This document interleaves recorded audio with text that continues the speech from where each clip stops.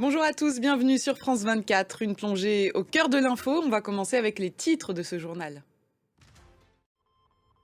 Une riposte qui survient plus de 3 semaines après l'attaque du 1er octobre. Ce samedi, Israël confirme avoir mené des frappes précises et ciblées en Iran, notamment aux alentours de Téhéran.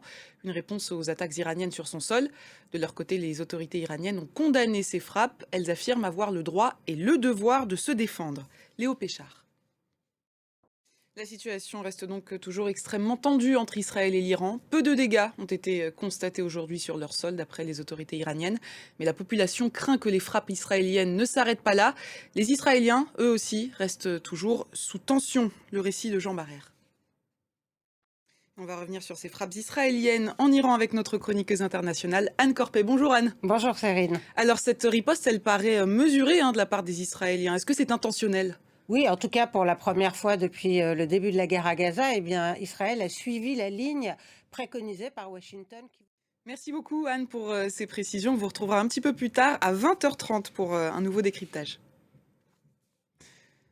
Leur destin est scellé. Les Géorgiens votaient aujourd'hui pour les élections législatives. Les bureaux de vote ont fermé. La présidente géorgienne a dénoncé des violences lors de ce scrutin. La commission électorale a au contraire estimé que le vote s'était déroulé globalement dans le calme. Écoutez, il y a quand même eu de la tension qu'on avait déjà observée pendant la campagne. Il y en a eu aujourd'hui, même si dans la plupart des 3000 bureaux de vote, ça s'est plutôt bien passé. Merci beaucoup Régis Janté pour toutes ces précisions. Plus que 10 jours avant l'élection présidentielle américaine, les deux candidats Kamala Harris et Donald Trump tentent encore de séduire les indécis. Aujourd'hui, on va s'intéresser à l'électorat afro-américain qui penche habituellement pour les démocrates. Cette année, l'actuelle vice-présidente recueille toutefois moins de suffrages auprès de cette communauté que les précédents candidats de son camp. Pour quelles raisons les afro-américains sont-ils déçus par les démocrates ? Écoutez le récit de Camille Plaisant. Voilà pour l'essentiel de l'actualité. L'information continue sur France 24.